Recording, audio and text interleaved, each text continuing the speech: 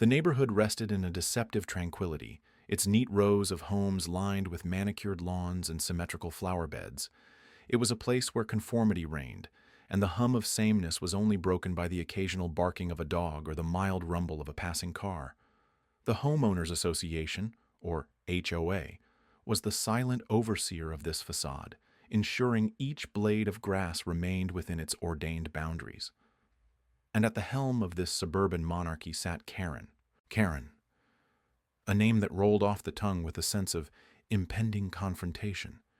She was the kind of person who carried rules like a shield, wielding them with the precision of a surgeon and the zeal of a zealot.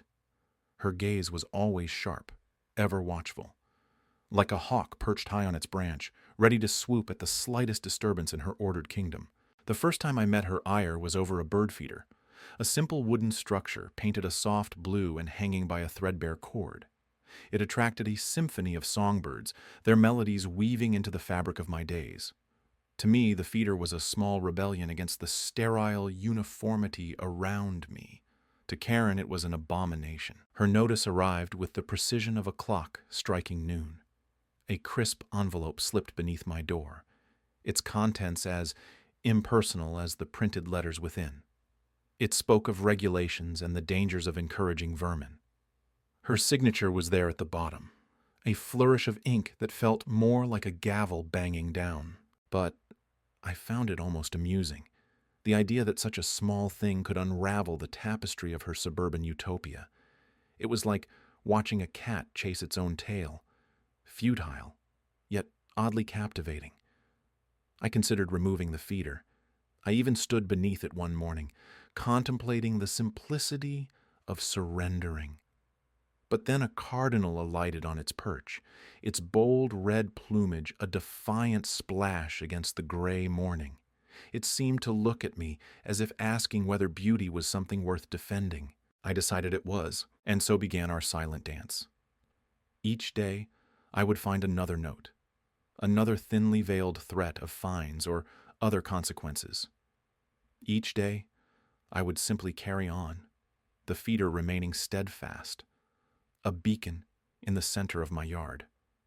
I imagined it as a lighthouse, guiding my resolve through the storm of disapproval that Karen summoned with every glance. My neighbors watched from behind their curtains, their eyes flickering between curiosity and caution.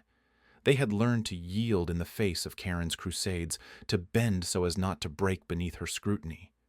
But I had no such inclination. I found peace in the small rebellions, the feeder, the splash of vibrant wildflowers along the edges of my yard, the quiet defiance that colored my existence.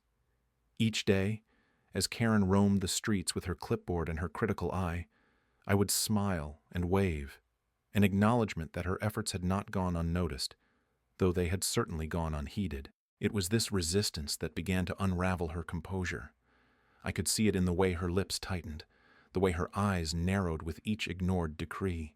Her desperation to maintain control had become a thread pulled too tight, and I watched its unraveling with a bemused detachment. I knew it would escalate. People like Karen did not retreat. They regrouped. And so, with the patience of a chess player, I waited for her next move. My mind flickered back to the words of a wise old friend. Some battles are best fought not with fury, but with a bold, unyielding calm. As the days drifted by, I pondered my next step, my fingers tracing the outline of the bird feeder. An idea began to form, nebulous at first, then solidifying into a plan as bold as it was simple. There was power in the truth, and sometimes all it took was shedding light on the absurdity to reveal its true form. And so I began to scheme. As the sun rose the next morning, a familiar ritual unfolded. I lay in bed, listening to the symphony of chirps from the birds that visited my feeder. It was a peaceful chorus that had become a beloved part of my mornings, but that tranquility was soon interrupted by the sharp clatter of a blinds being yanked open.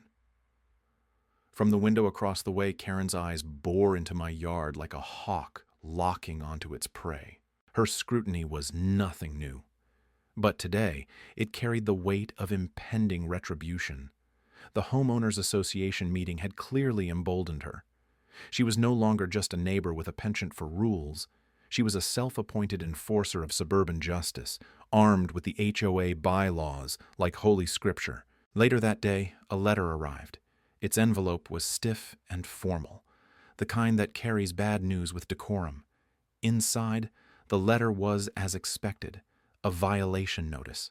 My bird feeder, it seemed, was non-compliant, a transgression against the uniformity she so fervently protected. The real issue, of course, was Karen's perception of control. It wasn't just the bird feeder. A litany of infractions followed.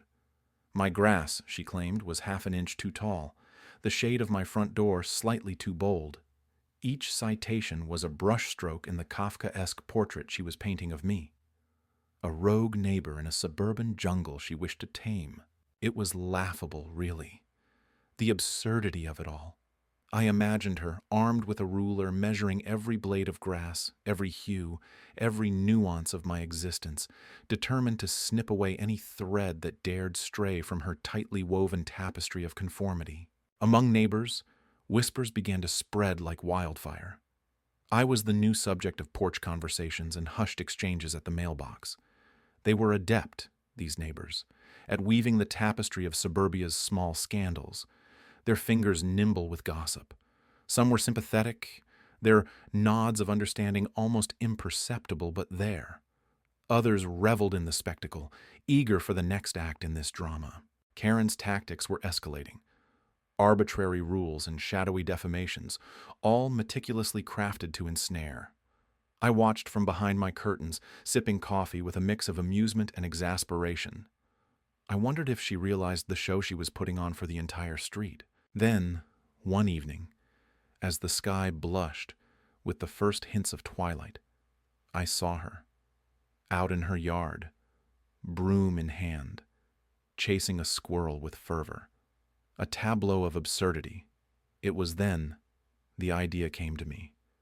A way to turn her pettiness back on itself. I made a few calls.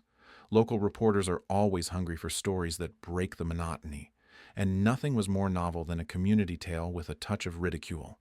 Soon, the stage would be set for the next act. Karen's obsession with control, her manicured facade of authority, was about to meet the one force she couldn't regulate: public opinion. The sun hung low in the sky, casting long shadows that draped over our cul-de-sac.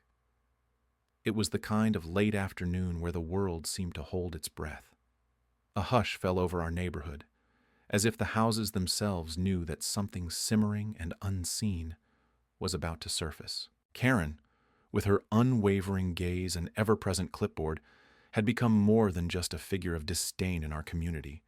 She was a symbol, a relentless force whose mission was to pluck out the perceived imperfections in our peaceful existence. Her crusade against my bird feeder had become local legend, whispered about in driveways and shared over backyard fences.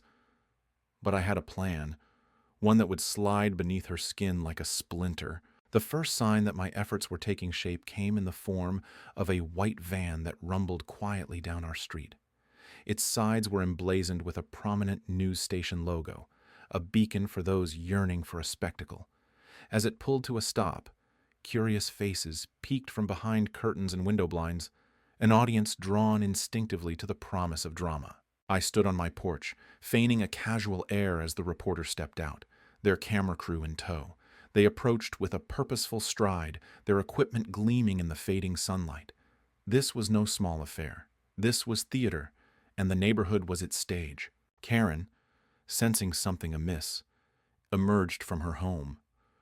Her movements were jittery, like a squirrel that had ventured too far from the safety of its tree.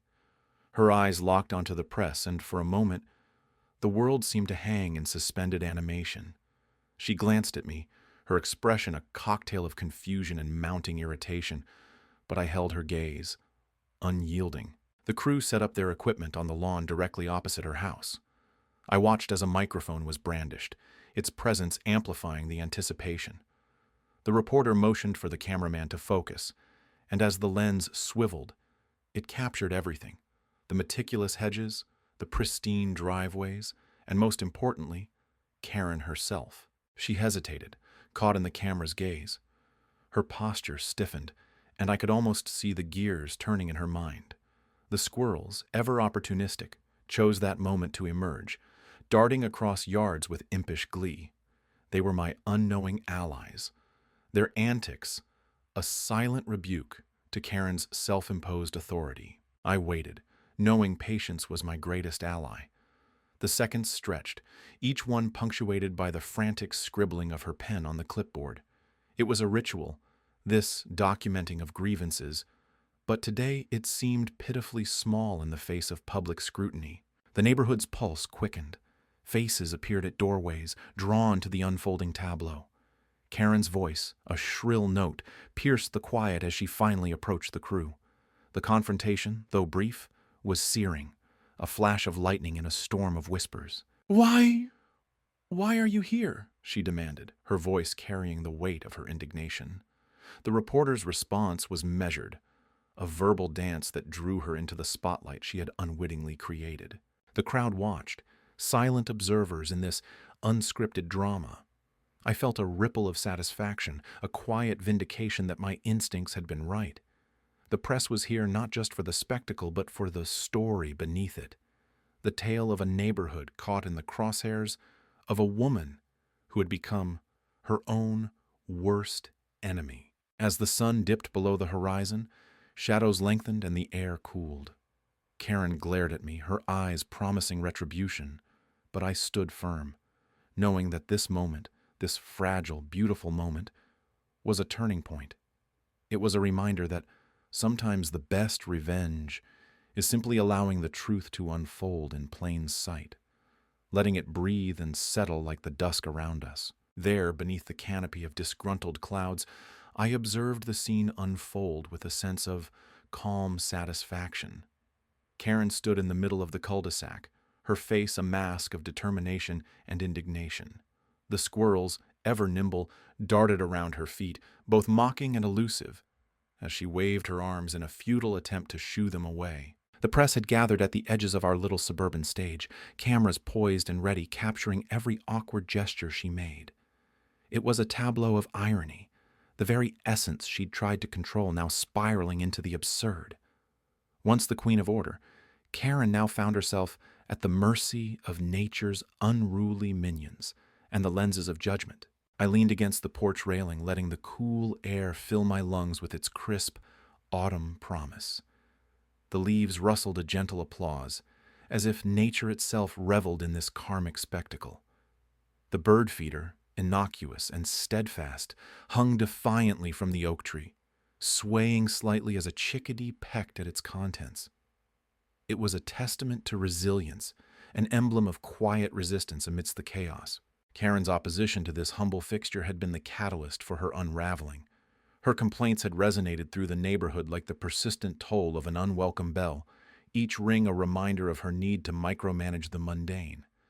But now, those chimes had ceased, replaced by the rustle of leaves and the chatter of amused onlookers. Inside me, a quiet victory unfurled. It wasn't a fanfare of triumph, but a gentle recognition that balance was being restored. In the absence of her reign, the community began to breathe again, the rigid lines she had drawn slowly dissolving into the earth. The neighborhood had become a living organism once more, not the static display she'd envisioned. The reporters murmured among themselves, their interest piqued by the absurdity of it all. Here was a story, a tale of suburban rebellion, of nature reclaiming its place amidst manicured lawns and wrought iron fences. It was a narrative that spoke to the quiet power of perseverance and the folly of those who seek to control the uncontrollable. Karen, still flailing amidst the acorns and laughter, seemed finally to grasp the futility of her quest. Her arms dropped to her sides, her shoulders sagging under the weight of a self-imposed burden. It was as if the squirrels had not just evaded her grasp, but stripped away the layers of authority she wore like armor. The neighborhood, sensing the shift, began to emerge from its enforced slumber. Conversations sprouted like wildflowers at the mailbox, smiles exchanged over freshly painted fences. The air was lighter, infused with possibility. The HOA meetings, once battlegrounds of whispered alliances and covert agendas, became gatherings of genuine community interest. And Karen, though still present, had been relegated to the periphery. Her voice, once sharp and demanding, now blended into the background noise of daily life. She was no longer the center around which we all revolved, merely another leaf in the autumn wind. Standing there, I felt a profound sense of peace.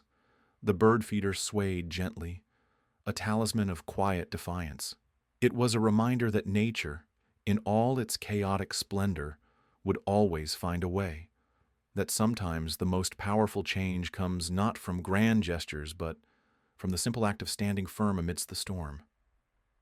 As the sun dipped below the horizon, painting the sky in hues of soft resignation, I knew that we had arrived at a new beginning.